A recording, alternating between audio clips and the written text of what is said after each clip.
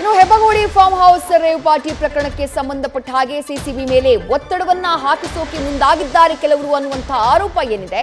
ಈ ಬಗ್ಗೆ ಖುದ್ದು ನಗರ ಪೊಲೀಸ್ ಆಯುಕ್ತ ದಯಾನಂದ್ ಸ್ಪಷ್ಟನೆಯನ್ನ ಕೊಟ್ಟಿದ್ದಾರೆ. ನಾವು ಯಾವುದೇ ಒತ್ತಡಕ್ಕೂ ಒಳಗಾಗಿ ಕೆಲಸ ಮಾಡುವುದಿಲ್ಲ. ಪ್ರಕರಣದ ತನಿಖೆಯನ್ನ ನಾವು ಕೂಲಂಕುಷವಾಗಿ ಮಾಡ್ತಾ ಇದ್ದೀವಿ. ಯಾವುದೇ ರೀತಿಯ ಒತ್ತಡ ಇಲ್ಲ ಅಂತ ಹೇಳಿ ನಗರ ಪೊಲೀಸ್ ಆಯುಕ್ತ ದಯಾನಂದ್ ಹೇಳಿದ್ದಾರೆ. ಪಾರ್ಟಿ ಬಗ್ಗೆ ಅಕ್ಷರಶಿಲ್ಪಿ ಕ್ರೈಮ್ ವರೆಗೆ ನಂತರದಲ್ಲಿ ನೀವು ಕೇಳಬಹುದು. ನಮ್ಮಲ್ಲಿ ಏನೂ ಮಾಹಿತಿ ಇಲ್ಲ. ಯಾಕೆಂದ್ರೆ ತನಿಖೆಯಲ್ಲಿ ಇರ್ತಕ್ಕಂಥದ್ದು ನನಗೆ ಅದು ಇದಾಗುತ್ತೆ. ತನಿಖೆಯಲ್ಲಿ ಇರ್ತಕ್ಕಂಥ ವಿಷಯದ ಬಗ್ಗೆ ನಾವೇನು ಹೇಳೋದು. ಓಕೆ, ಮತ್ತೇನಾದ್ರೂ ಇದೆಯಾ?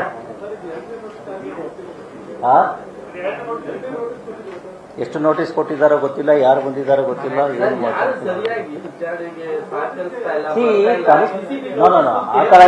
ಆ ಥರ ಯಾವುದೂ ಇಲ್ಲ. ನೋಡಿ, ತನಿಖೆಯಲ್ಲಿ ಇರ್ತಕ್ಕಂಥ ವಿಷಯಗಳ ಬಗ್ಗೆ ನಾವು ಹೆಚ್ಚಿಗೆ ನಿಮ್ಮ ಜೊತೆ ಮಾಹಿತಿಯನ್ನು ಹಂಚಿಕೊಳ್ಳಿಕ್ಕೆ ಕಷ್ಟ ಆಗ್ತದೆ. ಯಾಕೆಂದ್ರೆ ಅದು ಆರೋಪಿಗಳಿಗೆ ಬಿಟ್ಟು ಬೇರೆ ಯಾರಿಗೂ ಕೂಡ ಅನುಕೂಲ ಆಗೋದಿಲ್ಲ. ಅದರಿಂದ ಸೊ ದಯವಿಟ್ಟು ಆದ್ರಿಂದ ತನಿಖೆಯಲ್ಲಿ ಇರ್ತಕ್ಕಂಥ ವಿಷಯಗಳ ಬಗ್ಗೆ ಹೆಚ್ಚು ಇದನ್ನ ಮಾಡಬೇಡಿ.